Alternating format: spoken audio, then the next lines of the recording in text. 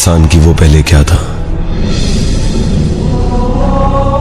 भूल गया इंसान कि भगवान ने उसे किस रूप में धरती पर भेजा था। आज उसी रूप को इंसान ने बेबस और लाचार बना दिया। भूल गया इंसान कि वो भी पहले जानवर था। क्यों लेते हैं हम उनकी जान अपने शौक पूरे करने के लिए? क्यों करते हैं उनका इस्तेमाल अपने को ढकने के लिए? क्या हुआ अगर वो बोल नहीं सकता पर दी है जिंदगी भगवान ने सभी को?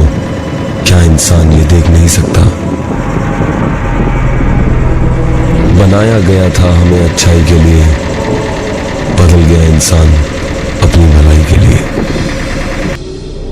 अरे रुक जा रे बंदे, बंद कर तेरा कहर।